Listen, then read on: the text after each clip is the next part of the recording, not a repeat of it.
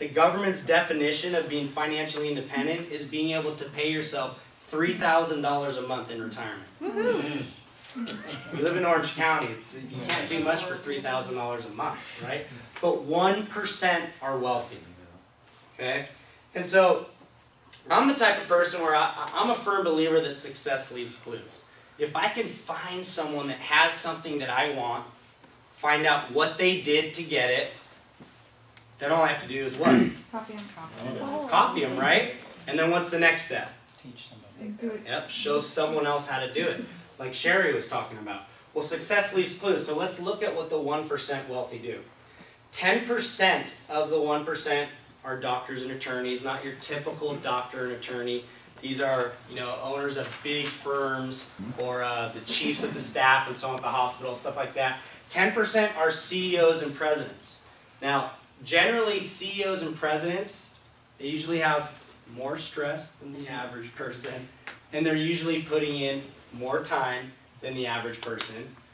5% are super salespeople, right? And like I said, I'm a firm believer in sales. I love sales because, again, your raise will always become effective as you become effective. No one can ever cap your income. No one can ever say that you're making too much. But unfortunately, these salespeople, they spend most of their life on an airplane, living out of a suitcase. And like Sherry, she was a superstar salesperson. How many home-cooked meals did you say you had a year? 10 home-cooked meals a year. So it's not really the best thing. Now, 1% are lottery and inheritance winners. Okay? Who in here plays lottery? No one plays it for their retirement? You can't win. We You do. don't play. We're going to win. We do. Yeah, we play. Now, this is kind of an amazing statistic as well. If you look at people that win the lottery, over 90% of them lose all the money that they won within the first 2 years. Why do you think that is? They don't know how to have it. Yeah. It all has to do with financial IQ, right? Financial literacy. See, a lot of people, what happens is, they have a great idea, they put it to action, and they make a bunch of money. And now all of a sudden they're a millionaire. But just because they're a millionaire and they have a bunch of money, doesn't mean they know what to do with that money, and doesn't mean that they know how to make that money create more money. And that's the key. Your money's either working for you on a daily basis, or you work for money. So the biggest thing is that if you have your assets outweighing your liabilities, in essence, if you own an investment property, even if you're a W-2 employee, you're a business owner. You have a business, right?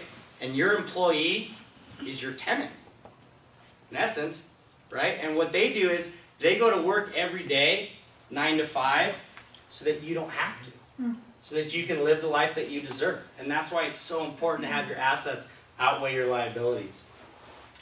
But an overwhelming majority, 74% of the 1%, business owners and real estate investors, right? And it's not really any surprise to any of us, right? Think about who you know that's wealthy, whether they're linked close to you or within arm's distance, whatever it is. How did they make their wealth? Generally, they had a great idea, started a business maybe, right? Made a bunch of money. But then once they start making a lot of money, what do they usually do with it? Where do they put it? Put it into real estate, right?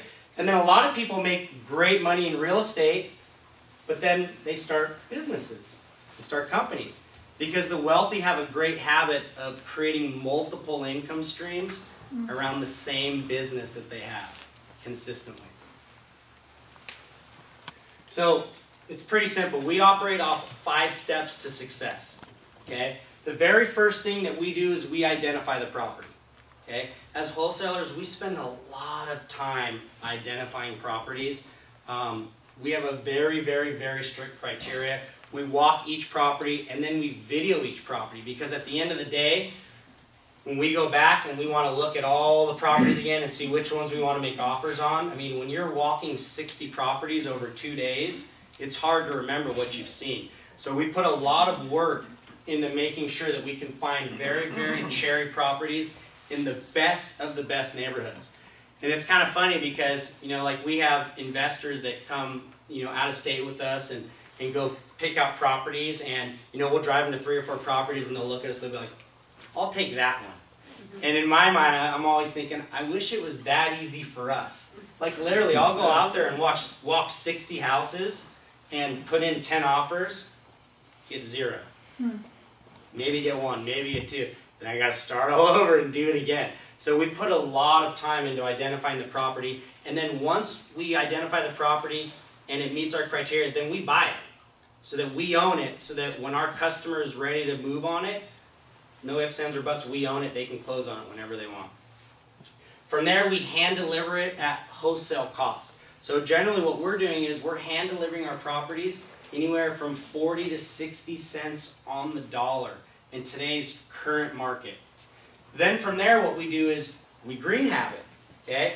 And as Jim was saying before, what we do is, when you take a typical real estate investment and a typical rehab, again, a lot of people say, well, if I was to go green, then it would cost me a lot more money than if I just rehabbed this in a regular basis, right? Well, before we were going green, our system was this. As soon as we close, city inspector comes out, inspects the property, and then gives us a punch list of what we have to do to basically get it up to city code and obtain a certificate of occupancy, right? Well, nothing's changed. Same exact process, other than the fact that once we get the punch list, and once we do the thermal image audit of the property, which is basically an x-ray of the property, which is going to tell you where the property is inefficient and where energy is leaking, once we do that, then we pass all that information on to Jim, our Chief Green Officer, and then from there what he does is he strategizes with all of our contractors to get all the eco-friendly materials in place, and then more importantly, he takes a look at all the materials we're using and all the things that need to be done on the punch list, and then researches all the rebates and tax credits they're going to come back to on that. So again, we're tree-hugging capitalists. From a personal standpoint, saving the planet, do whatever you can. But like Jim said, from a business standpoint, you can't put yourself out of business, or it's not going to make sense, right?